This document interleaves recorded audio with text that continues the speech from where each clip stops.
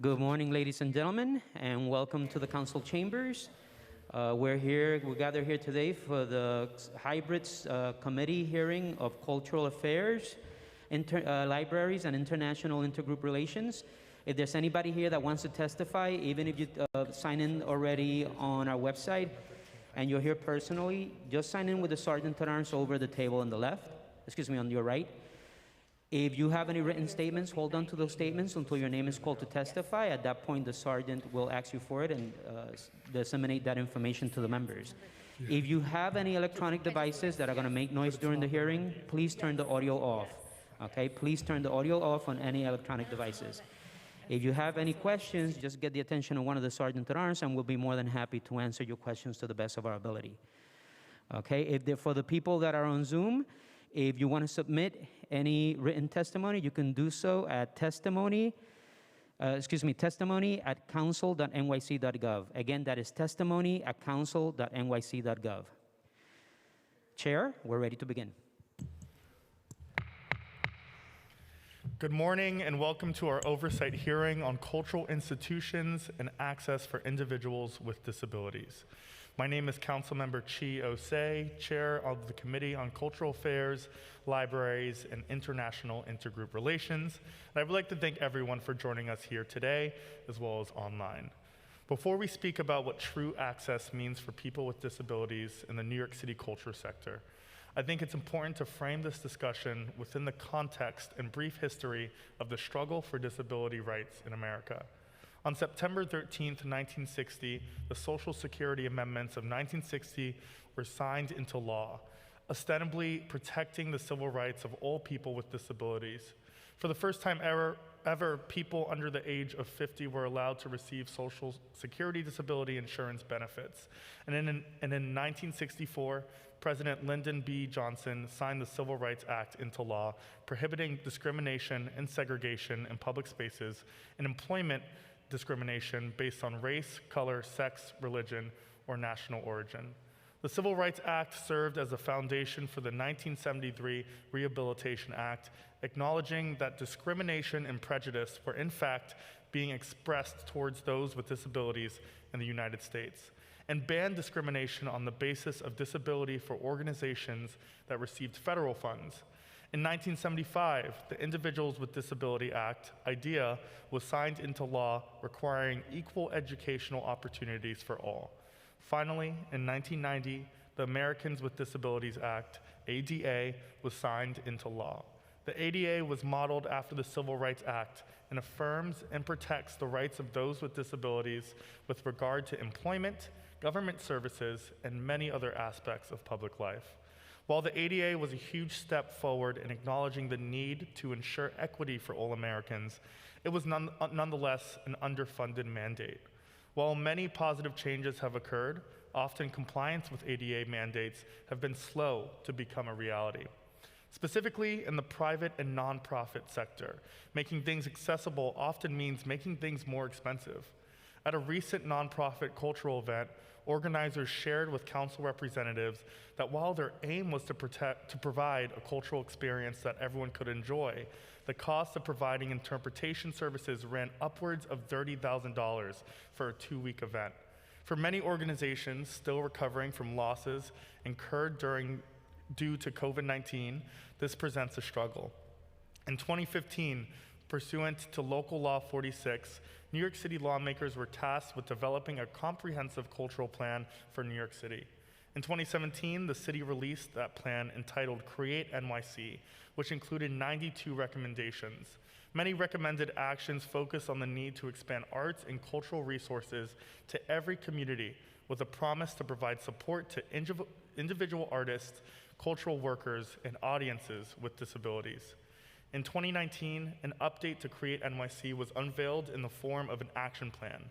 The action plan called for a continuation of investments and funding for underserved neighborhoods and increased support from the Cultural Institutions Group, otherwise known as the SIG, and expanded access to arts and cultural venues and arts organizations in order to meet the needs, diversity, and inclusion for all. This hearing seeks to explore the current state of access to New York's cultural venues for individuals with disabilities and their companions and caregivers, in hopes of gaining a better understanding of what is needed to fulfill the mandate of Create NYC, and how DCLA and the city may better support efforts to expand access and promote engagement to all cultural institutions for people with disabilities now and in the future. Our cultural institutions are places where our neighbors can learn about new cultures and stories, engage in dialogue that shifts societal narratives, and experience joy and excitement. And it is key that everyone is able to enjoy all that cultural community has to offer. It is imperative that we provide accommodations so that all our neighbors and the visitors we welcome to our great city can access our arts and culture, the key to what makes New York City the vibrant and colorful city it is. Today, we look forward to hearing from the new DCLA Commissioner, Lori Cumbo, about the administration's commitment to accessible programming, and also look forward to hearing from the advocates and other interested stakeholders. I would also like to thank the community members, artists, and program staff who have joined us today. We are grateful for your partnership and look forward to learning how we can better support you. I'd also like to acknowledge my staff, my Legislative and Budget Director, May Vutrapong-Vitana, and my Chief of Staff, Naomi Hopkins, as well as our committee staff who made this hearing possible, Brendan McKinney, my committee counsel, Christy Dwyer, Legislative Policy Analyst, and Alia Ali, the Finance Unit Head. I will now ask our committee counsel to administer the oath. Thank you. If you can please raise your right hand. Do you affirm to tell the truth, the whole truth, and nothing but the truth before this committee and to respond honestly to council member questions today? I do. Thank you. Commissioner Cumbo, you may begin your testimony.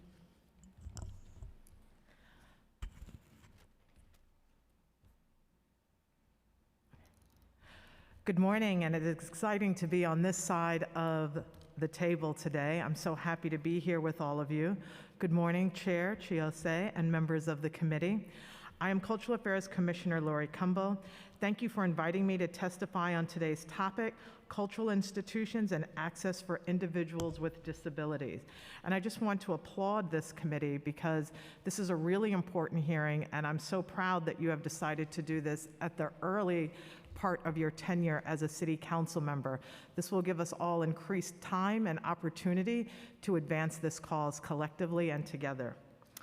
For years, the Department of Cultural Affairs has dedicated tremendous energy and resources to ensuring that our cultural community is both open and welcoming to people with disabilities. We believe that our cultural sector is going to truly thrive and serve all New Yorkers. We must make sure that everyone is given opportunities to participate. Foregrounding disability access is a matter of social justice, fairness, and equity. For decades, we've worked with cultural groups to increase access to their institutions. Through our capital program, the city has long been a partner in assisting cultural institutions to become more physically accessible. And while it's a critical component, physical access is just one dimension of creating cultural opportunities that connect people with disabilities. With the DCLA's groundbreaking Diversity, Equity, and Inclusion Initiative and the 2017 release of the Create NYC Cultural Plan, which I was excited to participate in, we initiated legislation that I sponsored in the City Council. DCLA focused greater attention on creating more cultural engagement with and for people with disabilities, and not just as audiences, but as artists and cultural workers.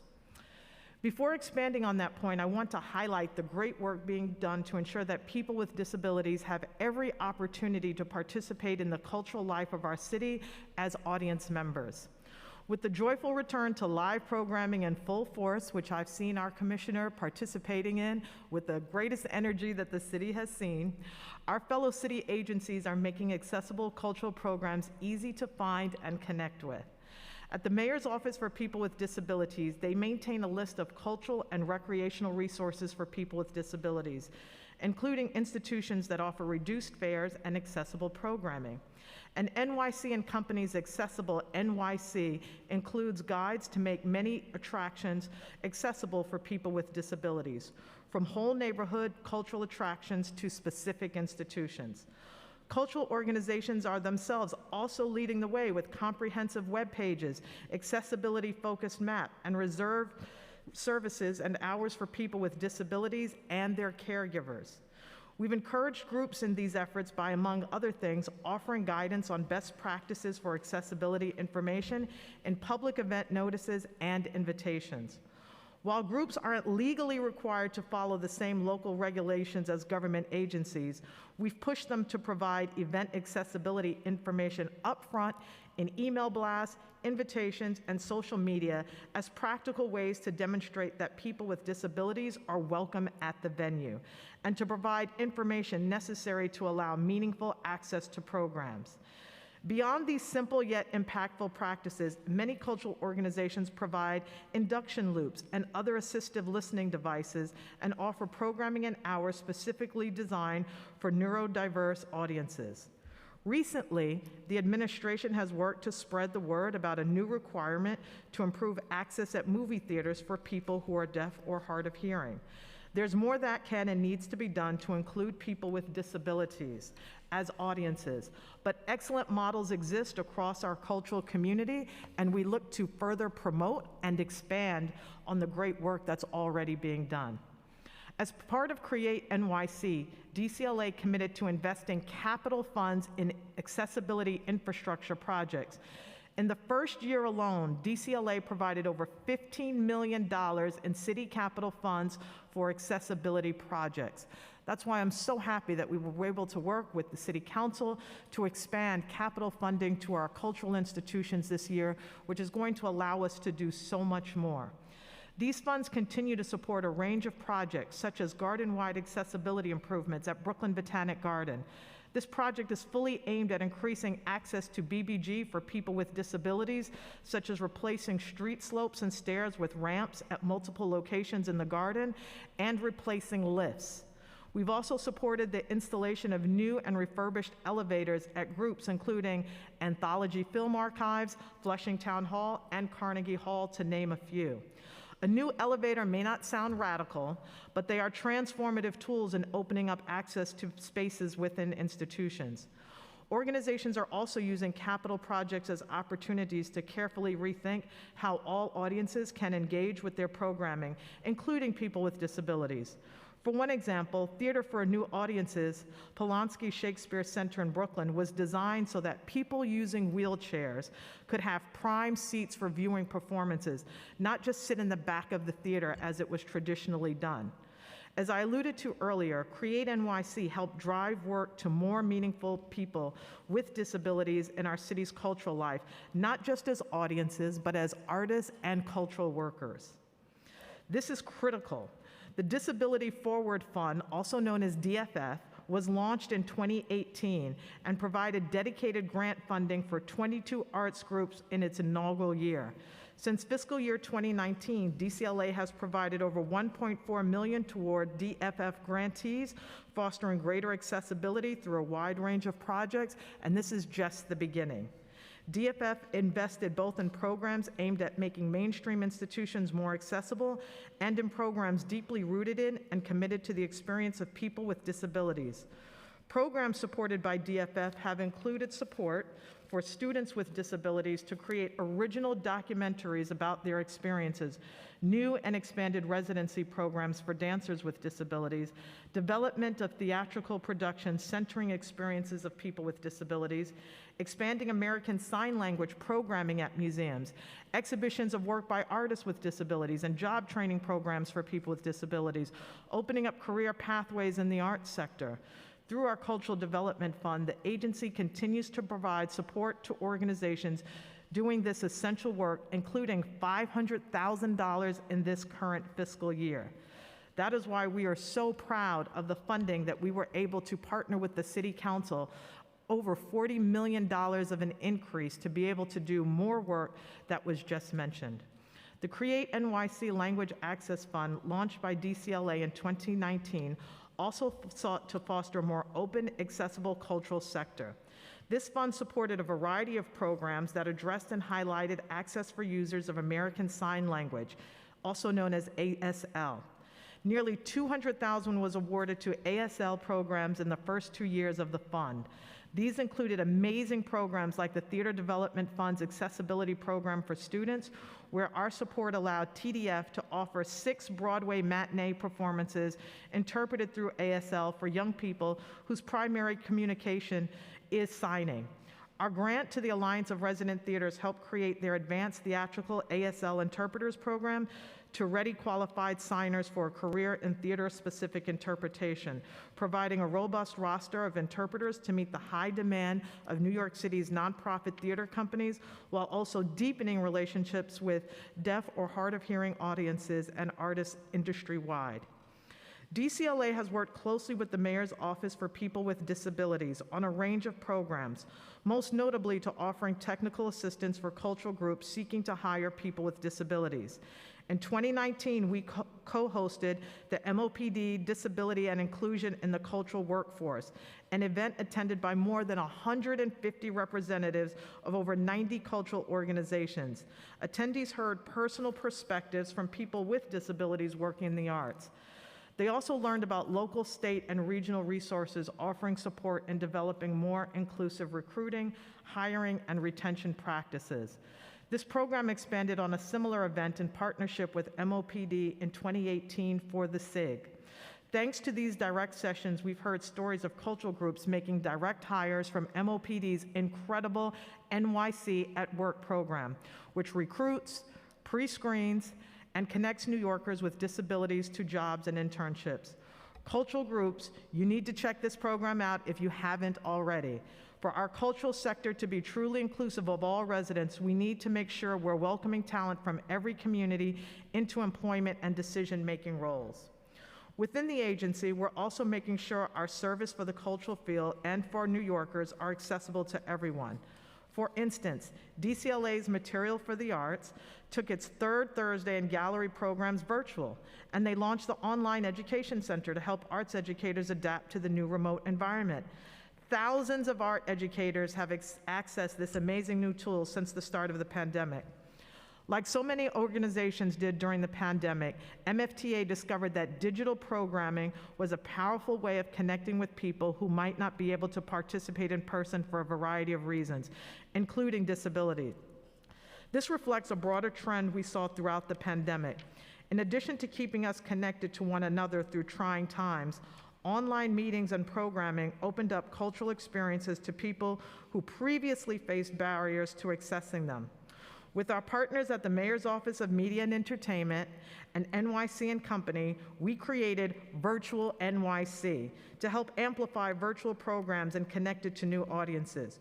We're thrilled that live experiences are now returning to our city and will continue to support efforts to make in-person programming accessible to everyone. At the same time, we're pleased that hybrid programming looks like it's here to stay. For the many people who can now experience a new and broader range of cultural activities, the expansion of online cultural access has been one of the bright spots on an otherwise difficult couple of years. And I'm looking forward to more programming that brings the hybrid to life. To encourage groups' efforts to inclusively reach online audiences, in the fall of 2020, DCLA hosted Accessibility and Inclusion in the Virtual Space: How Cultural Organizations Can Adapt and Connect. It featured representatives of the NYC Mayor's Office for People with Disabilities, Museum of Modern Arts, Arts and Culture Access Consortium, Dances for a Variable Population, and the Queen's Theater discussing best practices to increase access for audiences during the COVID-19 pandemic and beyond.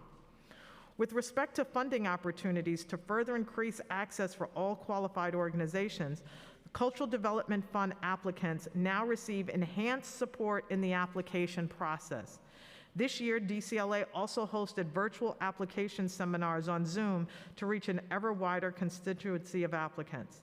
Our agency's Disability Service Facilitator helps ensure that agency programs and communications are accessible. And even on social media, every picture we post includes alt text so that everyone can be informed and engaged. So this commitment to inclusion truly reaches every part of our work at the agency. Again, what we do at DCLA is focused on uplifting our cultural constituents, so I want to recognize the incredible work that groups are doing around the city. At Lincoln Center, the Access Ambassadors Job Training Initiative for high school students with disabilities reached 140 student ambassadors this year. At Queens Theater, last month's Forward Festival featured 9 days of performances by artists with disabilities working across disciplines, from circus to theater to dance. At BAM, education and youth programs offer relaxed performances for neurodiverse audiences. At Wave Hill in the Bronx, attendants who accompany visitors with severe disabilities are given free admission. Staten Island's Arts Teaching Artist Institute last year offered training specifically for art educators interested in working with people with disabilities. We also support the work of groups whose missions are rooted in disability access, inclusion, and artistry, such as Museum Access Consortium, Theater Breaking Through Barriers, and Art Beyond Sight, just to name a few. In conclusion, I applaud you making this a high priority in your first term. I've championed greater access for people with disabilities to a range of resources for years, and as a council member, I sponsored legislation that would establish mental health coordinators in each city agency to offer support for city employees. If we want to create a cultural sector that truly engages every New Yorker, we need to focus on disability inclusion and access and continue to move our community forward in close collaboration with the dedicated advocates doing work in this area. We look forward to championing more work on this issue together. Thank you for the opportunity to testify. I'm happy to answer any questions that you may have, and we have so much more to share, and we certainly look forward to your questions. And I just want to close by saying, we are so excited to partner with the City Council on this particular initiative. This is something that the previous council was really excited about. And for me, this testimony was also a little bit difficult because I'm not a strong advocate for the word disability. I really see people that are given the label of disability or disabled as really having a super ability. So the ability to be able to sign, to read Braille, to be able to navigate the city with a service dog or with a stick through, a walking stick through the MTA and our transit system, those are really very super-powered people, not to mention all of the challenges that they have in navigating the challenges of raising a family, going through the workforce. And so I hope that in the future we're able to come up with better language, because language matters. And to be labeled disabled, to me, I wouldn't want it for myself, and I certainly wouldn't want that for my child. So I think it's important that we, as time goes on, that we begin to change the language so that people feel more inclusive and that they are not seen as having a deficit, but actually have a gift as a result that none of us have. So I just wanted to put that out there and hope that we can continue the conversation about how to be more inclusive in the city. Thank you so much for that, Commissioner. I do want to acknowledge some of my colleagues on the committee, Councilmember Sandra Ung, Councilmember Eric Dinowitz, as well as Councilmember Amanda Farias and Councilmember Crystal Hudson. Now I will go into the questioning portion of our hearing. I wanted to start, and you definitely touched on this a bit during your testimony, but what steps is DCLA taking to ensure that our cultural community can expand accessibility for all New Yorkers? I'm so happy that you asked that question because it allows me to expand on something that I'm excited about. The first major thing that we are doing and have been doing is our capital program. As we stated in the testimony, over $15 million in capital in the previous fiscal years were spent on capital improvements to make sure that our institutions are more accessible. All new construction that begins in the city of New York has to be done in compliance to make sure that institutions are making and building their spaces with their appropriate accommodations to make sure that all people are welcomed. We're looking forward to continuing the programs that we've started within the Department of Cultural Affairs. The funding programs that we have through the CDF process allow us to make sure that we are incentivizing the opportunity for organizations to recognize that accessibility is the direction that the city is going in. And we look forward to working also with our city agencies in terms of employment opportunities and making sure that all New Yorkers, those with disabilities, that those that have challenges are also welcomed in our New York City's workforce, and making sure that they are recruited, nurtured, and welcomed into our city agencies and beyond. Thank you. And regarding capital projects, what is the status of capital projects that are devoted to increasing accessibility? Well, each project that we take on in the Department of Cultural Affairs has a complete cycle in life, so there's no one size fits all. Every organization, some organizations are undergoing ramp and elevator renovations. Other projects are doing projects to become more accessible in ways of entranceways and making sure that our bathrooms, changing rooms are more accessible. So these are not necessarily the more attractive projects that people are cutting ribbons on, but these are the types of projects that really matter. And every project has its own cycle in terms of when it's completed. During the pandemic, a lot of the cycles, if you have specific projects that you want to ask about, during the pandemic, a lot of the cycles were, they slowed down a bit while we were addressing issues during the pandemic. But each project will have its own timeline, and if there are specific projects, we could talk further about it.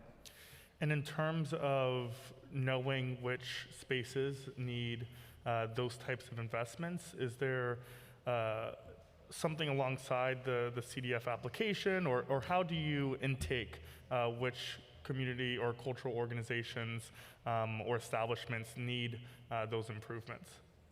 Well, many organizations right now, what happens is that when they apply to the city, either to the City Council or to the Department of Cultural Affairs, they decide what initiatives or what project or what capital improvements they need at that particular time. So some may decide that they need a brand new HVAC system. Some may see that they need additional lighting. A lot of organizations have come to us with roof repair. So it's something that's in the formula to make sure that organizations, but I imagine that many organizations have to prioritize capital improvements, particularly during COVID, that have anything to do with HVAC systems, making sure that their organizations have the proper ventilation in their institutions, that they also have the ability to have roof repairs that need to be made. So organizations have the opportunity to prioritize what are their needs, but we certainly look forward to making sure that they understand and know that the City of New York is prioritizing making sure that accessibility is a huge part of the capital future of the City of New York. And do you have a breakdown of where these accessibility capital projects are by borough and or organization size? We can get that for you, certainly. That's certainly something that we can do, and I'll make sure that my team gets that information to you in terms of by borough, where are accessibility projects happening, so that we both can have an opportunity to go on a walking tour, to see those institutions, and to see the capital improvements that they are making to be accessible to the City of New York. Absolutely.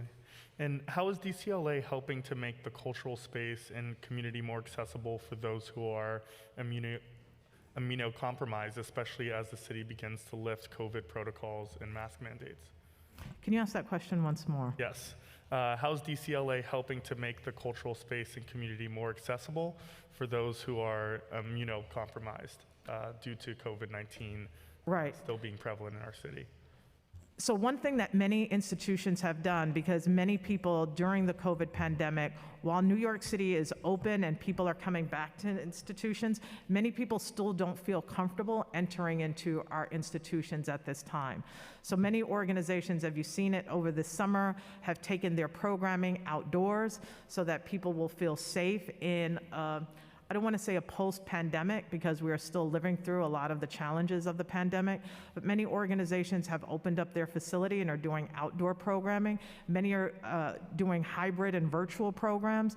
The virtual format has been very helpful to many people who still do not feel comfortable coming into our cultural institutions and our cultural spaces.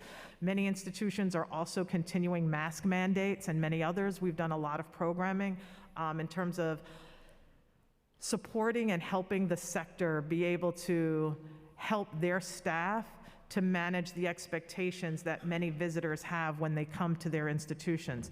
Some institutions still require mask mandates, other institutions don't require mask mandates, and to deal with the delta of how people feel being asked to wear a mask in some places and not in other places. But as it pertains to the disability community, it's really important that we recognize that there are many initiatives that many organizations that I've outlined here are actually doing to making their spaces more accessible. And in 2017, the DCLA adopted Create NYC and has created an action plan based on that initiative. How did the agency work with the disability community to create an action plan that centers their needs? The disability community was at the forefront of the Create NYC program, and as a result of that, that's what spawned in many ways the capital program and the amount of funding that went into that program. It also created the opportunity through our Cultural Development Fund to be able to create a space within the Cultural Development Fund where organizations are able to apply specifically for accessibility funding. So that's something that we want to continue to do in the future years.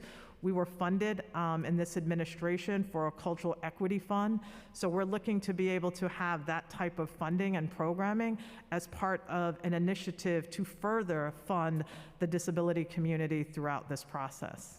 Were there any, or could you name any groups in particular that DCLA worked with in those conversations?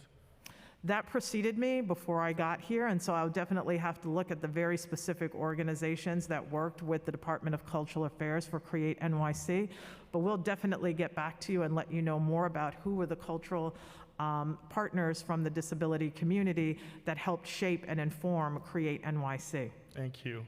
And has the agency also looked at this plan in an intersectional way to address everyone's specific needs and accommodations? For example, Black and Indigenous people of color who are disabled, low-income disabled folks as well. I think the great benefit that came out of the pandemic, and this is part of looking at the bright side of things that happened or came out of the pandemic, and you've been on these calls as well. The Culture at 3 calls have been really informative in terms of bringing together the full breadth of the Department of Cultural Affairs organizations that we fund. And through the Culture at 3 call, we've been able to talk with so many organizations from the BIPOC community.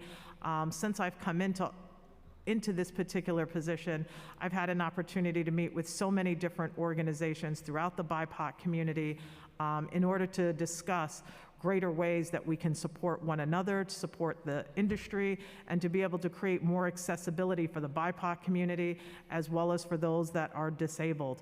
So it's important that we continue to have those conversations together. And again, looking at the Cultural Equity Fund and its creation for the first time in the city, this is going to give us a strong foundation for us to be able to move forward. Thank you for that answer. And what is the DCLA's progress on implementing the Create NYC action plan as it relates to expanding access to arts and cultural venues and organizations for New Yorkers with disabilities?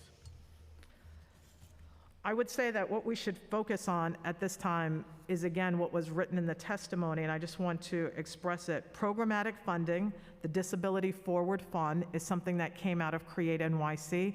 We need to better fund that, and we need to work collaboratively on both sides of the table in order to be able to do that.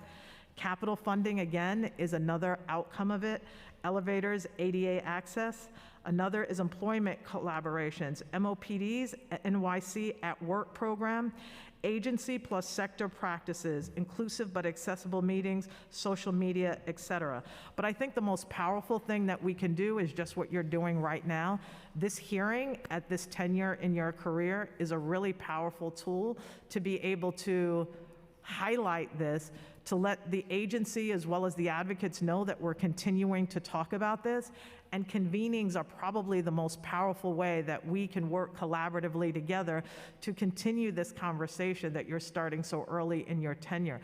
This gives us a long runway to be able to make real instrumental changes, budgetary changes, the ability to work together on so many of these different initiatives. Mm-hmm. I wholeheartedly agree. And thank you for acknowledging that as well. The Americans with Disabilities Act, ADA, was passed in 1990, again with the intention of having a plan in place by 1992 to determine what was accessible and what needed to be changed. However well-intentioned, the ADA was an underfunded mandate. Disability advocates and the cultural community have said we don't need another study. We know what the problems are. and that is a lack of funding to provide accessibility. The burden falls on the organizations to provide expensive accommodations to ensure inclusivity, and not every organization, especially smaller organizations, are able to bear that financial cost. And this is something that we've discussed at Culture at 3, especially with those smaller cultural organizations that want to be ADA accessible, but do not have sometimes the means to create those spaces. So how is DCLA working to support cultural organizations to ensure that they could provide accommodations to their community? Thank you so much for that question. This is really something at the bedrock and foundation of why I'm excited to be the commissioner of the New York City Department of Cultural Affairs. What we can do is to continue to work together, and as I always say, we can always do more with more. The more resources we're able to put together collaboratively, the more we're able to work in terms of increasing initiatives on the council side, increasing funding on the administrative side, gives us the bandwidth to do so much more together. So really the answer is we need more resources and more dollars to be able to continue to work collaboratively.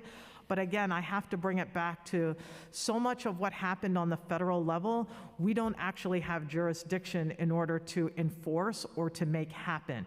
What we do have the power to do together is to incentivize, to promote, and to let all agencies and organizations know that a pathway forward in New York City is driven through accessibility and access for everyone. And that is what's going to be rewarded in this administration. That's what's going to be focused on in this administration. And that's what we need to do collaboratively and together. And this hearing is really an incredible platform to do just that. But I continue to want to emphasize we need to fight together collaboratively for more access by creating more accessibility through our capital program, more employment and training opportunities. These are initiatives that can be accessed or created through the council side, as well as the ability to have specific funds and line items specifically for cultural institutions that recognize and want to move forward with accessible programs like you spoke of that have just been far too expensive for too long. And just to follow up on that, through your conversations with some of these cultural organizations and the institutions as well, what would be your estimated, and you could definitely get back to me later on this, estimated price tag for what that would look like to fully provide the adequate funding that would allow these cultural organizations to become as accessible as they can be and want to be? Wow, what a dream question. It helps us work through what we're asking for, in the next budget dance. The New York City Department of Cultural Affairs funds over 1,000 organizations. And we would have to do an assessment to understand on the capital side what would be the final number for every organization if they put together their wish list for capital improvements to be completely accessible. For the CDF organizations, small, mid-size, and large institutions, to put together a number, I would be, it's almost asking me how many stars are in the sky.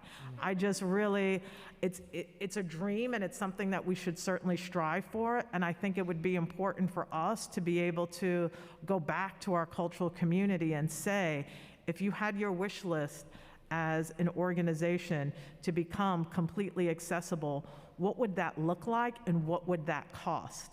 And that way we have an idea collaboratively and together on what we can do in terms of pushing the budget collaboratively through partnership of how we can meet those goals of the organizations that we fund in the New York City Department of Cultural Affairs. Many cultural advocates have expressed to me an interest in the creation of a city grant or fund for organizations to receive money to pay for accommodation resources, such as interpreters. Fiscal implications aside, is the creation of this fund feasible for DCLA to provide for our cultural community? To be able to have a line item, if you will, within the agency to fund specific programs like signing interpreters and that sort of thing? Yes. Is that your question? Yes. Well, we have something that exists similar to that, the Disability Forward Fund and Language Access Fund. The Create NYC Cultural Plan reported study found individuals connected to cultural resources were correlated to better outcomes in health, safety, and education. And so when we have the ability to have those within our institutions, it creates more accessibility. What needs to happen is that the Disability Forward Fund and Language Access Fund that we currently have, we need to do more with it. If we have more, we can do more. But the wonderful part is that the foundation already exists for it. We've already created an opportunity to have that space within our agency, and now we just have to better fund it. I agree. And we look forward to doing that with you. Yes. What are DCLA's efforts to provide guidance to organizations who do not know where to begin with providing accommodations, especially newly formed organizations? That, I would say, we would have to do more on in terms of for newly formed organizations. We need to do more to be able to better assist newly formed organizations with understanding how to infuse accessibility into almost the founding and the new creation of the institution. I remember when I founded MOCADA, the Museum of Contemporary African Diasporan Arts, maybe about almost 25 years ago now. There wasn't that kind of blueprint in terms of how to do this and how to make your institution more accessible. And so there are so many things that we can do with those advocates who are doing this work in terms of perhaps when we do our CDF trainings, we can start to infuse more of that in terms of accessibility, but also what are the resources that organizations can go to in order to understand how to formulate their institution to make it more accessible from the very beginning so that it just becomes second nature in terms of how you begin and start an institution is infused with accessibility. Also, I wanted to ask another question related to the action plan. We know that DCLA has been posting updated data for Create NYC and the action plan. Have you considered changing or updating the action plan due to the pandemic or to reflect the changes thereof? Well, the action plan is a ever-living, ever-growing document that's always going to evolve and change with the agency. The Create NYC document tends to grow and evolve with each commissioner. So under Commissioner Tom Finkelpearl, this was really his brainchild that came out of the work of years of advocates who had been pushing for a plan for the city of New York. Under Commissioner Gonzalo Casals, he was not able to move the cultural plan in a very robust way because he was dealing with the pandemic and the challenges of that. As the Commissioner of Cultural Affairs now, newly appointed 3 months in, I really want to take the work that was created and continue to evolve and grow and expand on the cultural plan, because that plan really provides a strong foundation. And given the dynamics of the pandemic, which have shown us so much, I mean, if we were to go back to what was, it would be a complete lost opportunity, and we would have missed the boat in so many ways in terms of how to reset and to make sure that accessibility is at the foundation and at the bedrock of any future plans that we do within the City of New York as it pertains to culture.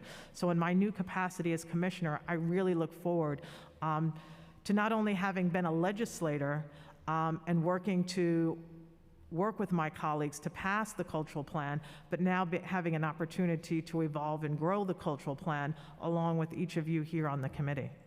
Right. Another question that is, definitely one that I want to get out because it is something that I've heard from advocates is about companion seating and admission tickets for the working attendants and aides for individuals with disabilities who need to attend cultural events are not always able to secure a ticket at a reduced cost. What can the administration do to ensure a fair and equitable plan across the board so cultural organizations can ensure everyone who wants to attend a Broadway show, museum, or theater performance can do so? We share in this desire and this shared goal. We think that it's incredible and that it's something that is so needed throughout the city of New York. As I pointed out in my testimony at Wave Hill in the Bronx, attendants who accompany visitors with disabilities are given free admission.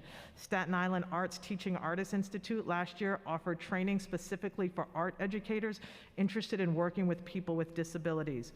We also support the work of groups whose missions are rooted in disability access, inclusion, and artistry, such as Museum Access Consortium, Theater Breaking Through Barriers, and Art Beyond Sight, to name just a few.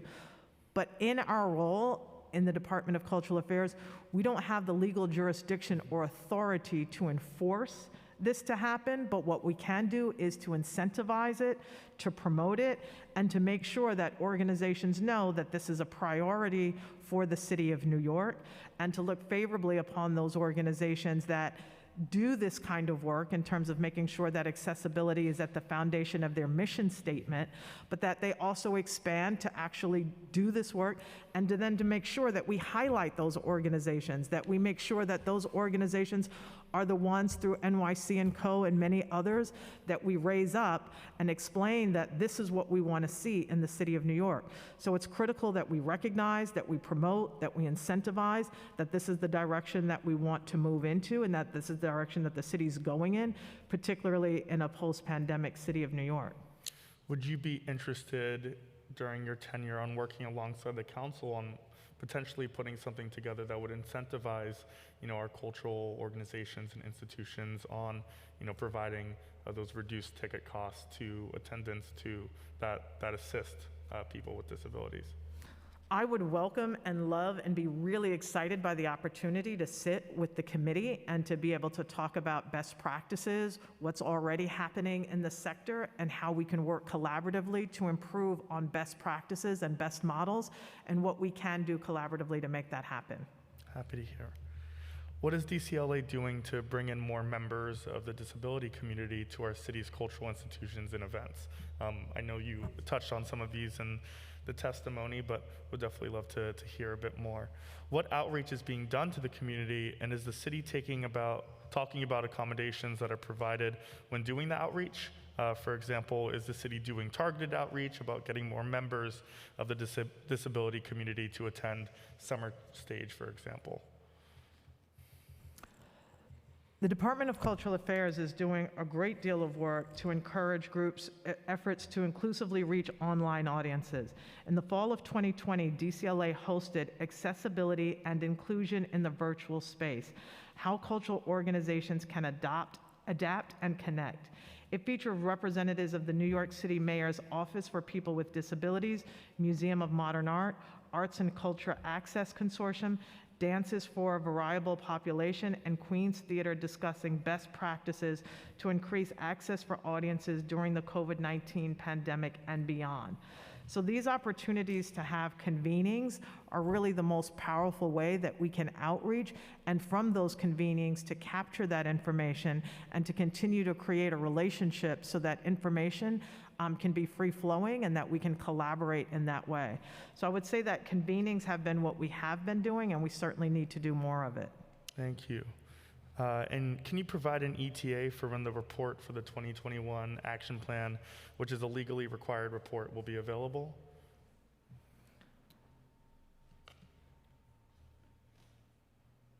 We'll get back to you. We'll get back to you on that. Right, you know,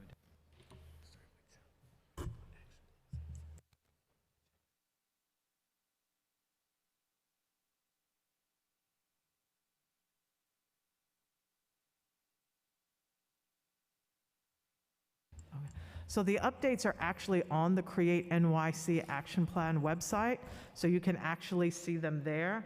I would say that the actual formal outcomes will have to come to you, I guess, within the next month or so. Thank you. And those are all the questions that I do have. I do want to acknowledge that Councilmember Lewis is also here in attendance, and I will yield to my colleagues for questions. Thank you. Excited to see so many familiar faces. Okay, and next we will we'll go to Councilmember Dinowitz. Thank you. Good morning.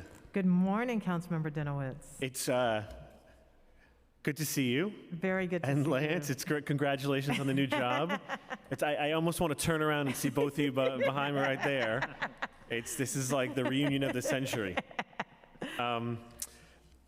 Commissioner, I really value and appreciate the way you spoke about concerns with language around disability. I really, I As a teacher, really as an appreciate that. educator, yes, I know. And I like the way you framed it. It's like a super ability. I remember it was always so inspiring that my students who struggled to read would achieve the same, if not more, than some of their peers without disabilities. The families, of course, put in so much more love and work to provide for their children. So I really appreciate that.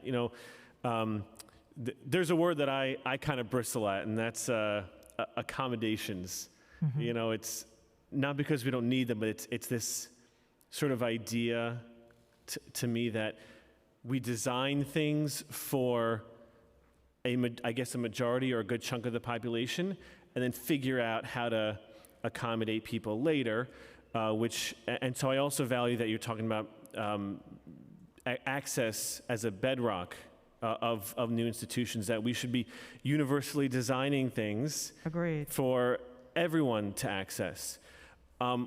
You spoke a lot about capital, and I think my feeling is when most people talk about disabilities, they think about wheelchairs. Correct. Right? When you look at an accessible parking space, it's a little cartoon of a person in a wheelchair, but disabilities are so much more than that. So I want to put capital to the side and just ask about the programming. You mentioned a few examples in your testimony about accessible programming, and as just a reminder, not all disabilities are physical, Right. and not all disabilities, you can't see all of them. Some are invisible. But does DCLA assess the quantity, the number of accessible programs for, as you mentioned, neurodiverse people, people with vision or hearing impairments? Do you assess the number of those programs available to people in New York City and the quality of those programs? I'm going to start, and I'll turn it over to Sarah Cobb as well to also expand on that. I appreciate your desire to want to talk about language. I think it is also important. And as an educator yourself, I know that language is incredibly important for you when you're dealing with students and young people and how they present themselves. I want to highlight the great work being done to ensure that people with disabilities have every opportunity to participate in the cultural life of our city as audience members.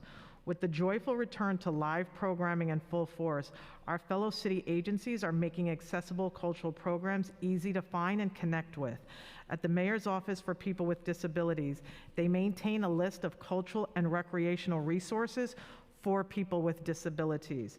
So perhaps we need to do more in terms of promoting that this exists, and we can work collaboratively together to make that happen. Yeah. I'll be honest, it took a little bit of searching to find it, but it's definitely there. And the other part of the question, though, was, it's the programming may exist, but do you continue to work with the disability community to ensure that the programming that exists at these institutions actually meets their needs? That it would, right? You understand? I understand exactly what you're saying. I would say at this juncture, I do not know the answer to that question yet. I don't know how they actually capture how effective the modes of accessibility that they've put in place, whether that's closed caption or whether that's signing, the different elements that are put in place to make sure that it's more accessible. I think that's a great question in terms of how do we capture that, and how do we move forward to making sure that the accommodations, are they meeting the expectations and the needs of the audiences who actually need those services? So I think that that's something that we can continue to work on collaboratively, to think about how do we make sure that the issues that people are facing as a result of the accommodations that we've put forward, if they're not meeting those needs, how can we improve? And if they are, then we can kind of check the box in terms of something that we are doing good that we need to expand upon. Right. And I think an example, that we looked at in the council last year was the super titles at the movies. Can I have another? One more question? Okay. Thank you, Chair. Love it. And a lot of the feedback that we got was that the devices were available for people with vision impairment, with hearing impairment, but the devices were also were often broken or didn't match up with the movie. So things like that, you know, constantly assessing not just the existence of the programs, but that they are actually meeting the needs of people with disabilities. You know, would love to follow up on that. Because, you know, again, it's nice to check a box on a website, but this isn't about us. It's about everyone in our city having access to our cultural institutions in a meaningful and positive way. I have one more question. Yes. Okay.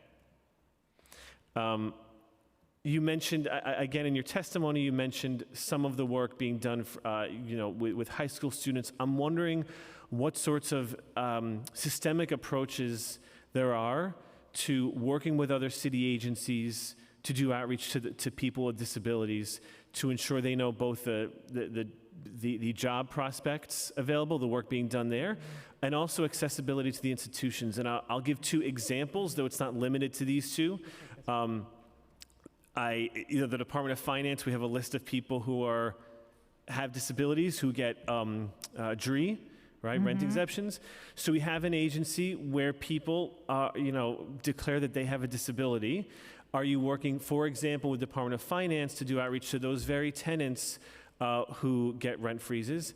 And of course, the big one for me, the Department of Education. We know exactly which students have an IEP. Is any work, you know, systemically, not a teacher who goes out there or a principal who, you know, really, you know, goes the extra mile and figures this out for their students, but with the chancellor, with the Department of Education, really making this systemic effort to ensure that students with disabilities have the job opportunities that you laid out here and have the educational opportunities that are specific to students with disabilities at our cultural institutions. That's an awesome question. I'm going to actually turn it over to Sarah Cobb, who is doing a lot of work on that, and she will address that question. Good. And let me say hello. And we didn't serve together in this chamber, so I'll say hello. I'm Eric. Nice to meet you. Hi, nice to meet you. Sarah Cobb with the Department of Cultural Affairs. I serve as Disability Service Facilitator for the agency. And I just wanted to say in response to your question, which I agree is a critical question, that the Mayor's Office for People with Disabilities is this, I would say, is the central spoke and hub in terms of providing extraordinary outreach to the disability community. And we, in turn, promote on social media and in our own webinars and meetings, such as the Commissioner has mentioned, pushing information out to the community. But for example, the Mayor's Office for People with Disabilities has what were, I believe, bi-weekly meetings with the disability community on the range of programming and particular new efforts during the COVID period with the disability community to ensure that all of the information that was available from the Department of Health, Department of Education, Mayor's Office of Emergency Management got out to that community. And likewise, you know, pushes out information on social media and on its website. So I think that partnering with MOPD has been a very important part of our effort to reach the community. But we continue to have our own dialogue with the community and welcome input at all times. I think continuing that communication and dialogue is critical. Yeah, and I think it's and again, in the testimony, really wonderful that the plans like this were made actually with the disability community. And it's weird that I have to say that that's, you know, a surprising thing, but we know often communities, whether they're disability or any other community that are impacted by the decisions, aren't always at the table. So that you're doing that is great. My question, I guess, was more about the interagency discussions. And we can go on and on. You know, the DOT provides accessible parking permits. Does the DOT, I mean, is there any talk with the DOT about making sure people with disabilities who apply for those permits also know about the incredible work you're doing. As I mentioned, DOE, IEPs, I mentioned Department of Finance, DRE, and we, Division of, we have all of these agencies that work with the disability community in different ways, and I so value that you are also working with the disability community. I'm asking more about the interagency discussion and how we can really do that outreach and reach more people than we are reaching now. Got it. I'm also very interested in the interagency conversations. And again, with MOPD as really the mothership, we have now, as you may know, a network of disability service facilitators throughout the city agencies. So we meet on a monthly basis, and disability service facilitators exchange information and gain information from MOPD and from each other, then go back to our own agencies and share information from our colleagues across the city. So that has been a very active source of sharing, and we're able to put out information based on those calls. That is a very important way of reaching our own community about information, say, that might otherwise be siloed in another community or another agency. Okay, this is my last question. I just want to try to get, thank you. All right. So I just want to make sure, so if I am a person who receives DRE, disability rent increase exemption, does that mean that I am also receiving direct outreach from DCLA or from the cultural institutions, because I'm now a person that, the city knows has a disability, and there are, whether it's reduced ticket prices or accessible exhibits, would I then be getting that direct specific outreach from DCLA?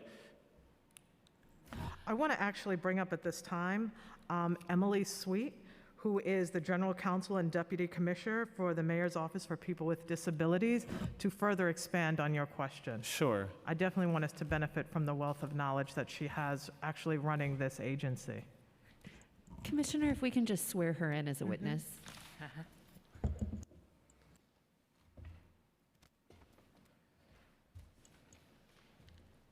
Thank you. Do you affirm to tell the truth, the whole truth, and nothing but the truth before this committee, and to respond to council member questions honestly? I do. Thank you. Hi, Emily Sweet, Deputy Commissioner and General Counsel of MOPD. To address your specific question about whether, cultural information is specifically shared through to people who agencies are able to identify as people with disabilities, I'm not aware of that, but that's something that is a great idea and something that we could look into. Yeah. But, yeah. I didn't mean to interrupt you. I apologize. Oh, no, it's okay. But as Ms. Cobb testified, we do have regular meetings with the disability community, with advocates and members of the disability community, and those are very well attended, and that's a great opportunity to share information with organizations. And we really rely on the organizations to then send information out. So no, we don't do directly with people identified as people with disabilities.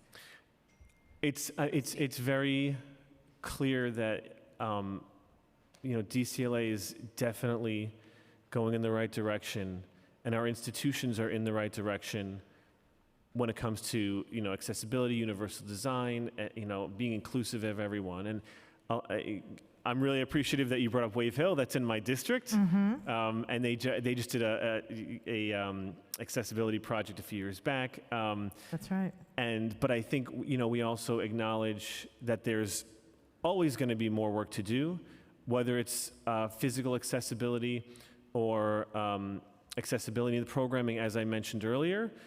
And I think that as a city who has identified in one way or another, whether through IEPs, whether through parking permits, whether through rent exemption, that we have an incredible opportunity not just to have these programs and these institutions in existence, but to really do that outreach and to make sure that people know that they live in a city whose arts and cultural institutions are supportive and of them and accessible to them.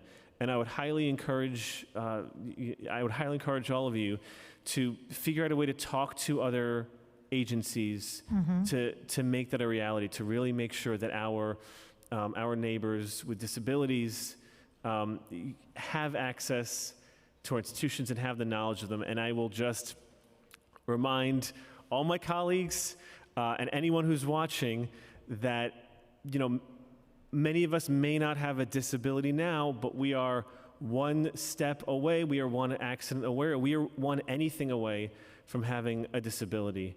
We never know what are the needs of our children are going to be. Any single one of us can have a disability, and again, I appreciate the work you're doing to make the city and our arts institutions accessible for everyone. I want to keep moving forward on that. So I thank you for your time, and Chair, I thank you for the extended time. Thank you. I think that how you summarize this is so accurate in terms of, while we're here today to discuss art and culture, it's really a complete agency-wide, city-wide, comprehensive, organic approach that needs to happen, because we are essentially undergoing an evolution. And as you said, so that we don't see things, that we don't create for the whole and then try to create some sort of special accommodations, that we build and we create, understanding that everybody has differences and that everybody has different needs, but we have to create a city that accommodates those differences and those needs in everything that we do, so that we're not adding on in addition to, or making people feel otherwise or outside of, or not having the ability to experience the city in the same way or with the same ease as someone else. And we have the intelligence, the resources in order to do that. So I certainly look forward to working with you on that. As I spoke earlier, in terms of language is so important and so critical. It's important that we continue to evolve, recognizing that many people in the community appreciate and fought hard for the designation of disabled or disability, and many others are also looking to see themselves differently in many ways as well, and to see that they have many attributes or super abilities that others don't have. So there's a lot of communication in terms of how we're changing, even in the BIPOC community. As an African American woman, no longer for myself wanting to be seen as a minority or underserved or underrepresented, or having to wear titles that downplay my existence in order to get resources, help, and support on a grant application by checking the minority box. So we need to recognize that everybody has assets and value, and that they don't have to undermine their value in order to get support. And I think that that's part of the evolution that we're seeing in the BIPOC and the disabled community, in terms of seeing ourselves differently, and our whole selves that are so diverse and so different. Thank you. So with that, this concludes the administration portion of the hearing, and we will move to public testimony in just one moment. There are no more council member questions. There are no council members online. We will just take a couple minutes, and I will read the names of the panelists for our first public panel. The first public panel will be in person only. Thank you.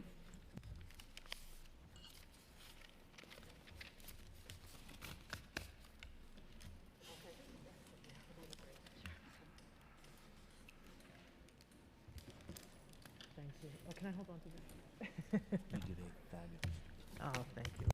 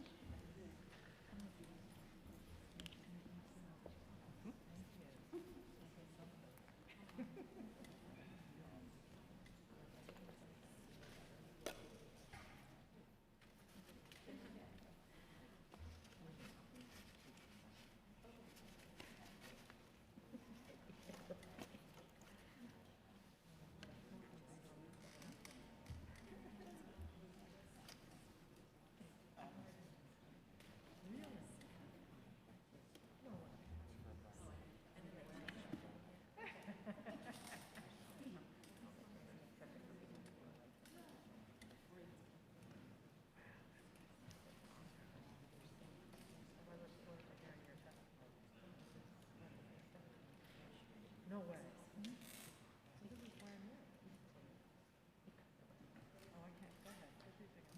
Okay, at this point, I will read the names of the first panel. And apologies for the record, my name is Brenda McKinney, and I'm the Committee Counsel of the Committee on Cultural Affairs, Libraries, and International Intergroup Relations at the New York City Council. The first panel will be, again, all in person. It is 4 individuals: Lisa B. Lewis, Lucy Sexton, Sheila Lewandowski, and Iman Ramawi Doster. Apologies in advance for any unintended mispronunciations, and thank you. We will wait 2 minutes for panelists to approach the table. Thank you.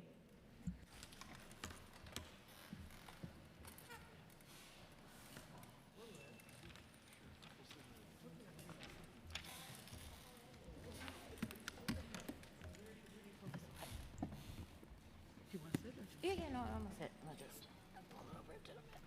Good, thank you.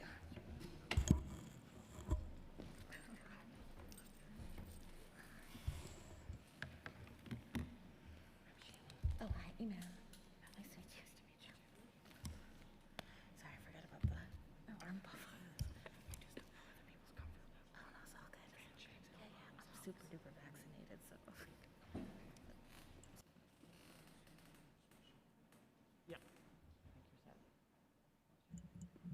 Okay, we're going to move to public testimony, so we'll begin with our first panel. We're changing the order slightly based on how our panelists are sitting, so we'll be moving from left to right at the table, beginning with Iman Rimawi Doster, excuse my pronunciation, then Sheila Lewandowski, Lucy Sexton, and Lisa Lewis. So please wait for the sergeant to call the clock. And then you can begin your testimony. For those testifying in person, there is a large clock on the wall, and it will be 2 minutes. The first person, again, is Iman Rimawi Doster, and you may begin when the sergeant calls the clock. Thank you. Hi, good morning. My name is Iman Ramawi Doster. It's all good. It's a little bit of a complicated name. Thank you so much for having me here at the hearing on cultural affairs, libraries, and international intergroup relations. Normally, I'm here from New York Lawyers with a Public Interest talking about accessibility and accessoride around our city, but today I wanted to talk about arts and culture since that has been a big part of my life for my entire 38 years. I also wanted to share a comment from Mike Schweinsberg, who's the president of the 504 Democratic Club, and Elizabeth Axel, who's the president and CEO of Art Beyond Sight. And they wanted to share, we know the Commissioner Combo is a regular visitor of the 504 Democratic Club, and she is active, educated supporter of the disability community when she was in City Council, and we look forward to continuing with her support. She knows our community priorities, and we assure that intersectional disability rights, disability justice, and disability pride are at her helm. So in addition to having been an organizer for 25 years, I've also been an active artist and creative writer. I began organizing in high school at 15 to get a poetry performance group started. At that same time, I was diagnosed with lupus. It's been part of my life, my entire life. From performing all over the city at poetry readings, including Youth Speaks, which is now Urban Word, which works with high school students who perform spoken word poetry, and participating and facilitating writing workshops with the Asian American Writers Workshop, to being accepted to a high school journalism program with New York University for diversity of young women of color, to teaching creative writing classes to children aged 7 to 21 at the YMCA, to working on multiple murals throughout the years with multiple organizations, to starting a clothing line for amputees and other disabled folks to wear things that we actually wanted to wear, to being a disability consultant for multiple comic book companies, including DC Comics, to being a regular panelist on museums and institutions in intersectional arts, race, disability, and culture. I have done it all as a disabled New Yorker. And there's nothing wrong with saying the word. I recently talked to students at the Kappa Knowledge and Power Preparatory Academy in the Bronx, and coupled with a CUP program called the Center for Urban Pedagogy, they got funding to work on an accessibility program, and they did a whole presentation with a very beautiful zine of words and art and poetry and my statements, which I was very impressed by, and it reminded me of when I was 15 years old. My statement is much longer, so I can stop on that, but it's just talking about the importance of involving disabled New Yorkers in the arts. It's been part of my entire life, and I'm not just yes, I am a disabled person. I have lupus, I am an amputee, but I'm also very much an artist. And we have to be proud about our identities, and I am very proud to be a disabled person, and it took me a while to get there because of how society sees me. I am a whole person, and I just want to be treated that way in everything in New York City. So thank you so much. Thank you so much. Thank you so much for your testimony. Before we call the next witness, I neglected to add that we will be accepting written testimony up to 72 hours after the hearing. So after the start of the hearing, testimony can be sent to testimony@council.nyc.gov, or please feel free to reach out to the chair's office or the committee staff for assistance with that. We'll move to the next panelist now, which is Sheila Lewandowski. You may begin when ready. Thank you. I'm glad that you'll take written because this is not finished, and I'm actually not going to read it all. I'm going to respond to some of what the commissioner was saying, DCLA said, but my name is Sheila Lewandowski, co-founder and executive director of the Chocolate Factory Theater in Long Island City, Queens. I identify as middle-aged, cisgender, white woman of Eastern European heritage dealing with an undiagnosed and relatively unseen disability. We have a show opening tonight where the lead artist is recognized disabled as well. And we are planning a full renovation with a lot of support from the city. I'm going to jump ahead. I'm going to talk a little bit about capital. So we do need capital support, and one of the problems with capital for smaller organizations or organizations with budgets under $1 million and outside of the center of Manhattan is some of the rules and thresholds. If you're not in a city-owned building, you have to have a project that's a minimum of $500,000. So if you want to redo your sidewalk, you want to redo a bathroom, all of these things fall under that. They also take an incredibly long time to get through. So I feel like there needs to be some changes on those thresholds, maybe a tiered system for capital, and to make things more accessible. We need larger spaces. I heard you say they called it Culture 3 yesterday, talking about strollers. So lobbies, this idea of space that every single inch of it must be used, it actually must be more flexible. And the whole culture of organizations needs to change. One thing I think would be really helpful is for DCLA to help each organizations customize a 10 or 20-year plan, or 5 or 10, 20-year plan. Because I think for myself, the whole culture had to change around when I can come in. I have to be able to change my schedule now, like at different moments. I have to have a place to lay down. And you look at me and you don't think that. But any person can have a disability. Education. Can we better define in a way that even the word disability is accessible, so that it is inclusive of all these different things? That helps me. Then I can say to people, well, are you accessible? Now I know how to respond to that, to audience and or artists. But right now there's a shame involved in, we're not accessible. And so we don't even fully respond to how we're going to be able to welcome people with all different kinds of abilities. So I have some other notes. I had questions. I'll just go quick. Curious to know what the percent of Department of Cultural Affairs funds that supports programming, because programming changes are very expensive too, and we need them. The labor to provide sign language, the labor to provide translations. We have 75,000 people a year look at our video archive, but it would cost us a fortune to put in all of the, the captioning. So I have lots of other thoughts on this, but I will email them. And thank you very much, Commissioner. Thank you. Thank you so much. And we will we'll also be holding all questions to the end of each panel. The next panelist is Lucy Sexton from New Yorkers for Culture and the Arts. Thanks so much. Thanks to the chair. Thanks, Councilmember Dinowitz. Thanks to Brenda. Hold on, let me get there. My name is Lucy Sexton. I lead the Cultural Advocacy Coalition, New Yorkers for Culture and Arts. Our organization's stated purpose is to create a future where every New Yorker can engage in the community-strengthening, life-enriching power of culture. When we talk about New Yorkers, we need to remember that 22% of our citizens have some form of disability. That is more than 1 in 5 people in this city. So we can't possibly work for every New Yorker to engage in culture without removing barriers that keep 1/5 of our neighbors from experiencing it. During the past few months, the cultural sector came together in a united ask for funding in the city budget, Culture Vibe. The plan called for the creation of a disability fund. This rose from a discussion among many smaller cultural organizations who desperately want to make their spaces and programs more accessible, but simply don't have the funds to do what it would take. Everything that makes work more accessible to audiences and artists comes with a cost. Hiring ASL, providing visual description, renovating doors, hallways, bathrooms, providing programming with visual descriptions or tailored to neurodiverse participants, and making all events and programming hybrid, so they're available online as well as in person. They are necessary and costly undertakings. If DCLA had a dedicated fund that organizations could apply to help cover these costs, to make programming more accessible to artists and audiences, it would be a great start. I want to point out that the Disability Forward Fund is for programming, not for organizations to improve accessibility for all artists and all audiences to all their programming, not just disability-focused work. So, this is a new fund we are calling for. Then you would begin to see the full range of New Yorkers engaging in culture and art. And to address Councilmember Dinowitz's suggestions of interagency coordination for people with disabilities, I would say that New Yorkers for Culture and Arts has long advocated for a position in the administration responsible for coordinating cultural work in the many agencies in which in which culture appears, right? From disability to aging to education to mental health to criminal justice.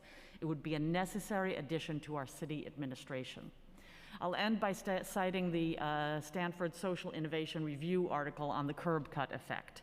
It's pretty famous. Disability activists drew attention to the difficulty of navigating curbs in wheelchairs, if they use wheelchairs, and after much advocacy, we got the near ubiquitous cuts in the curbs to allow wheelchairs to get on and off.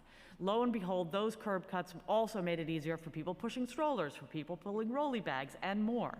In short, the article points out that when we make things more accessible for folks with disabilities, it often benefits a large portion of the non-disabled population. So when we have cultural spaces that are more usable for disabled artists and audiences, we will have spaces more welcoming for all New Yorkers. Truly, this is the future we are working toward, where the dignity of every person is respected, and we all feel that improvements for some are improvements for all. Thank you. Thank you very much. We'll now move to the last witness on this panel, which is Lisa B. Lewis. Thank you. Thank you very much. Thank you very much for welcoming me this morning, and thank you for the opportunity to share my observations with you as you consider these very, very important decisions. My name is Lisa B. Lewis, and I am the founder of Omnium Circus. Omnium means of all and belonging to all. We're a not-for-profit organization that I just founded in 2020 in the midst of the pandemic, in the belief that full inclusion and representation in the arts leads to self-actualization, increased tolerance, and a better society, things you all already know. We feature a diverse cast and crew with multiple abilities, demonstrating to audiences that anything is possible, that all people can achieve their greatness regardless of their challenges, physical, emotional, neurological, or societal. Omnium is the first fully inclusive, fully accessible circus performing arts company in the nation, providing comprehensive access for all audiences at every single performance, unites diverse community through shared joy and laughter.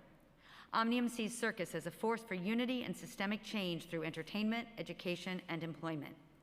I founded Omnium because there was no space providing access for families at every single show. 1 in 4 Americans, 1 in 5 New Yorkers has a disability. If your child has autism, you can bring them to the show on sensory-friendly day. But what if you have 2 other kids? One has baseball practice that day, the other has a different activity, the other has a different need. You can't come to the same show on the same day with your entire family. That divides families, not unites them. And your family is now torn. I was speaking about a year ago with an incredible gentleman named Eric Weinemeyer, who climbed to the top of Mount Everest. Eric is blind. He made it all the way to the summit of Mount Everest, and yet he had never witnessed a circus. He's got family, he's got kids, he'd been to the circus, and his kids always says, "Dad, just sit still and listen to the music. We can't explain it, it's too much." There was no audio description. Our circus has audio description at every single performance. Over the 30 years I've been working in this field, I've spoken with a lot of families for whom lack of access prevented their ability to attend performances. Disability is one thing that unifies people. It doesn't care what color you are, it doesn't care what socioeconomic to which socioeconomic level you're born. It doesn't care if you're male, female, or non-binary. It doesn't care. As everyone has said, by providing access, we include all 4 out of 4 people, 5 out of 5 people. We include caregivers, family, friends, not only the person with the disability, but the entire community that surrounds them. And together we can enjoy the arts. Moving beyond audience access into representation, one cannot begin to dream of becoming that to which one has never been exposed. As an inclusive performing arts company, we pride ourselves in balancing races, ethnicities, and abilities. We must provide interpreters for rehearsal. The additional funding that has been mentioned here would be a godsend to us. We are a new organization, and being under 3 years, we don't qualify for a lot of the larger fundings. As a smaller organization new to the scene, access to interpreters, to assistance with that would be life-changing. We're doing a show next Saturday. We have 2 deaf performers, and I have to do the interpretation, and I'm not a certified interpreter because we couldn't afford an interpreter all day. That's not okay. We're making it do, but improvements would be so welcome. And I want to leave you with one quote: diversity is having a seat at the table, inclusion is having a voice, and belonging is having that voice be heard. Thank you for welcoming all of us to belong, and thank you for listening. Thank you so much to each of you for testifying. I appreciate each of the sentiments that you shared. It definitely helps me out within my role as chair on this committee. I know that Councilmember Dinowitz wants to share some words. Yeah. First, it's not often the case, but I want to acknowledge, just give a shout out to Commissioner Cumbo, who's still here listening to testimony. I know very often the commissioners, they leave after they testify. So thank you. Just to Iman, I said it. Hi. Hi, and Sheila. I also want to thank you for in the different ways you said it, embracing the term disability, and I think that's there's, as you said, no shame in it, and I really appreciate that as kind of making it. This is who we are, and this is part of how we talk about it and how we address it. And Iman, you mentioned something about DC Comics and writing workshops, so I just want to invite you anytime you want to come to the 11th Council District and talk about or do workshops with children, young adults about... Absolutely. Yeah, I would your dad and I do accessoride workshops on a regular basis, and I've gone out to senior centers with him a number of times, so I would gladly come out there and talk to anybody about anything artistic, because it's important. And what I want to do is, I didn't have any examples of myself seeing someone older with lupus. Like, famous people did not come out with their autoimmune disorders when I was a teenager. Mm-hmm. And so if I had that example to say, oh, I could be the next Toni Braxton or Nick Cannon or Lady Gaga, because they all have lupus, that would have been a great example for me. So I would absolutely come talk to those children. I love kids, so. Love it. Thank you. I wish one of our members on the committee were here, Shahana Hanif. Yeah, I'm familiar with her as well. Yeah, and I think that she's amazing, and we need more representation in City Council around that, because we need to normalize disability. And when you normalize disability, you don't other us. Mm-hmm. You make us part of the community. And when you other people, whether it's, race, class, gender, or disability, suddenly you're dehumanizing them. And I just want to be treated like a human being, and that includes access, So. Thank you for being here today. You're amazing. Thank you for having me. I appreciate it. I mean, Accessorize did make me late, but, I made it. All right, thank you so much to this panel. That concludes panel 1. I will read the names of the second panel. The next panel will be fully remote, and this will be our last panel of today, pending that no other registered witnesses attend. Please note that hearing registration is still open. You can sign up to testify. Please sign up on the registration page, and we will be monitoring. You can also submit written testimony up to 72 hours after the close of the hearing. The next panel, panel 2, and the final panel will be Cheryl Warfield from Advance More Opera, Beth Priver, Miranda Hofner from Lincoln Center, and Ariel Herrera. We'll just wait one moment before moving to testimony.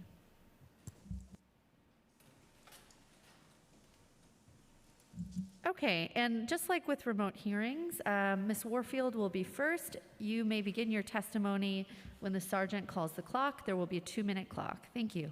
Time starts now. Good morning. Thank you, Chair Osei and committee members for hearing my testimony. And thank you to the City Council for the historic increase in the fiscal year 23 budget for arts and culture. I am Cheryl Warfield, a professional opera singer and founder and artistic director of More Opera, a community-based nonprofit blazing a trail in culturally responsive musical programming and arts education in New York City. I testify today as interim secretary for the New York Opera Alliance, or NYOA, a consortium of small independent opera companies united in making opera available for every New Yorker. Through the leadership of our president, Mariana Mott Neuwirth, NYOA began a conversation with our cohorts about ableism last February with a panel of deafblind activists to discuss how opera presenters could make productions more accessible. Hearing their stories inspired the desire to make DEI and accessibility changes. However, certified interpreters and other accommodation resources are cost prohibitive for most organizations with budgets under $100,000 per year. The communities with the least access to culture and its benefits are often systematically left out of government funding. I urge the council and administration to target dedicated funding to equip New York institutions with the tools, resources, and information needed to stop ableism. I am extremely proud of the leadership role NYOA has taken to educate against ableism and believe it serves as a model for cultural groups throughout the city. Culture at 3 and New Yorkers for Culture and the Arts are also working to accessibility for all. Thank you for this important hearing and for the opportunity to provide testimony. Thank you. We'll now move to our next witness, Beth Prever. You may begin when the sergeant calls the clock. Time starts now. Thank you. I want to thank the council for this opportunity to talk about access in the arts. I am the executive director of Hands-On Sign Interpretive Performances, a small nonprofit providing access services to theaters for the deaf community. This morning, I'm here to express my concerns about access, specifically as it relates to sign language interpreters. My ask this morning is about money. When we talk about access, money is oftentimes what we're not supposed to talk about, but the reality is, as more deaf artists grace our stages, we need more interpreters for rehearsals, which means we need more training. If we then follow the full arc of the arts, theaters then need money for sign interpretive performances so that deaf audiences can attend and see their community on stage. Theaters need information, they need referrals, they need help in providing services like Hands-On, but honestly, having said all that, we are often unable to know how to guide them in that pursuit. The unfortunate reality is that for all our talk about equity, access, and inclusion, until there is an outside source of money for services such as sign language interpreters, along with a centralized resource for information, I fear that true equity is going to be hard to achieve. I do this work because I love the theater. We started Hands-On so deaf audiences would be able to attend theater that had been inaccessible to them. Now, 40 years later, we're seeing amazing things. We're not only providing access to audiences, but seeing more representation from deaf artists on stage, backstage, and everywhere else in the arts. All this comes with a cost, both monetarily and in the human resource needed, our interpreters. We need more interpreters, more of us who are qualified and trained.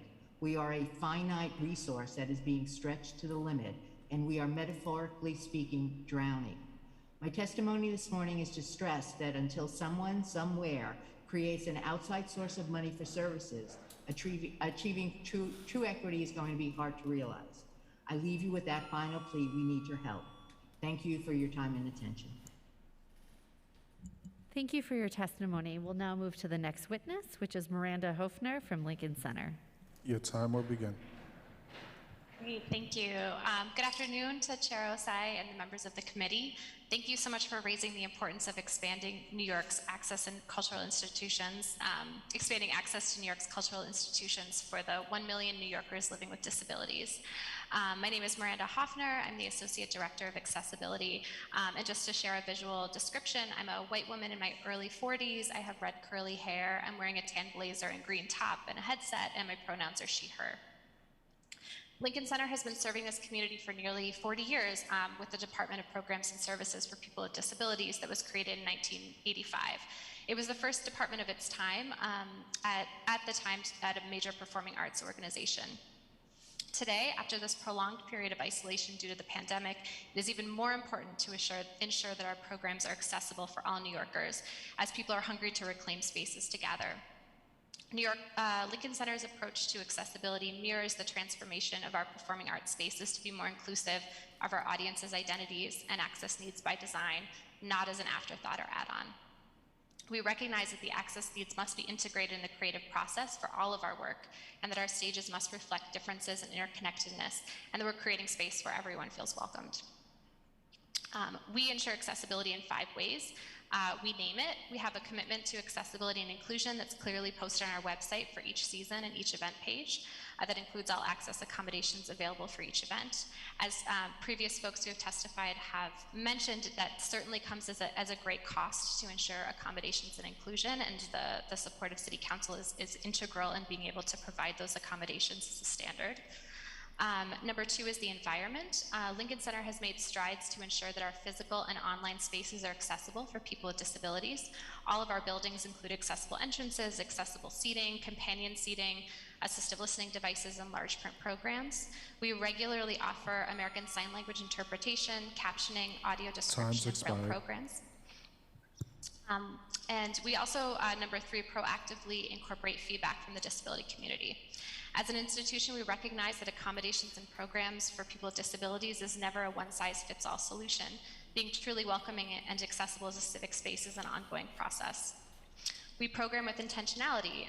We are proud to celebrate Disability Pride Month in July. We have a range of programs that feature disabled and deaf artists, including a feature of Deaf Broadway. Lastly, jobs.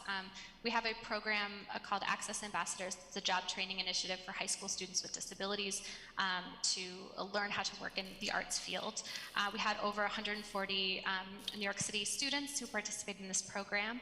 It was the largest cohort we've had to date, and we find it incredibly important to build capacity and provide jobs for folks with disabilities within the arts. Lincoln Center is committed to New York City being a place where everyone is welcomed and where they belong, and we continue to engage, and where they can continue to engage as lifelong learners in the arts. We seek to be a civic hub for all. Thank you. Thank you so much for your testimony. We'll now move to the last witness on this panel. This is also the last witness for this hearing. We'll check for anyone we inadvertently missed at the end of this panel, but the next panelist is Ariel Herrera. You may begin when the sergeant calls the clock. Thank you. Your time will begin. Thank you for the opportunity to speak to you today. My name is Ariel Herrera, and I am the Research and Advocacy Manager for Dance NYC. Visual check, I am an Asian American of Filipino descent. I have black hair and wear reading glasses, and I'm currently wearing a gray shirt.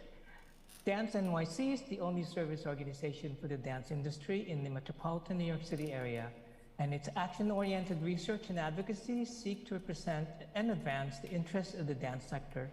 Dance NYC is committed to addressing issues of disability, equity, and justice, and since 2014 has produced 3 reports on disability dance artistry, hosted and organized numerous dialogues, convenings, and town halls on disability and dance, created the Disability Dance Artistry Fund to generate dance making and performance by and with disabled artists, established a residency program to expand opportunities for dancers with disabilities, and to advance accessibility and equity.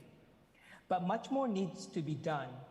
Dance NYC joins colleague advocates working across creative disciplines in thanking you for your leadership and requesting the city to expand dance-making and creative opportunities for disabled dance artists and companies performing integrated and disability dance artistry through grants, residencies, and rehearsal space subsidies, expand dance education opportunities for disabled children, particularly in public schools, ensuring accessibility in public school buildings and their dance facilities, expand opportunities for training, certifying, employing, and investing in disabled dance educators, and last but not least, address infrastructure, buildings, and technology issues through dedicated capital funding to ensure all performance spaces are accessible and ADA compliant for both the audience and performing artists.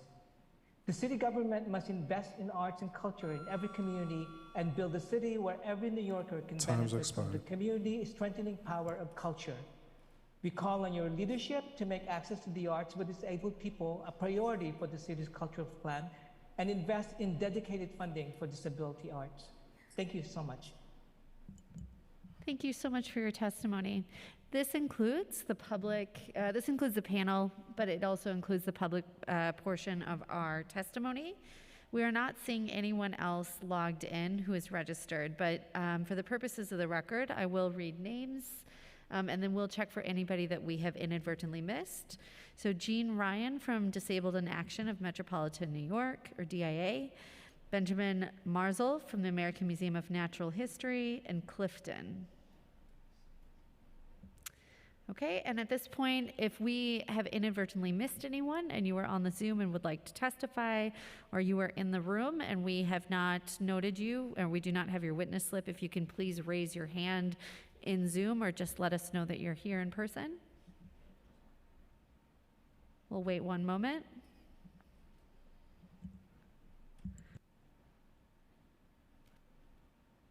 Okay, and we're not seeing any hands, so we will move to the chair for final remarks. Thank you. Thank you to everyone that has testified. Our cultural community is certainly a staple of New York City. Locals and tourists alike visit our cultural institutions, from our museums to our Broadway shows to our concerts and performance venues. To experience the stories and sights that bring us joy and excitement, the beauty of arts and culture is that it is meant to be shared with all who seek it. It is meant to unite and bridge us all, no matter who we are. When the proper accommodations are not available for those who need it, it is a disservice to the mission of the arts and culture, a space that welcomes all, because we are now excluding instead of including, and not everyone is able to enjoy the beauty of what this community has to offer. As I mentioned at the start of this hearing, it is imperative that we make the cultural community a space that is supposed to embrace welcoming and community, inclusive for all. People with disabilities should be a focal point, not an afterthought. And I urge Commissioner Lori Cumbo, even though I know that she will be on my side in the Department of Cultural Affairs, to ensure that our cultural community is open for all. As chair of the Committee on Cultural Affairs, Libraries, and International Intergroup Relations, I look forward to working with the administration, advocates, and the cultural community as a whole to bring inclusivity and accessibility to all. Thank you all for your time today, and with that, I hereby adjourn this hearing.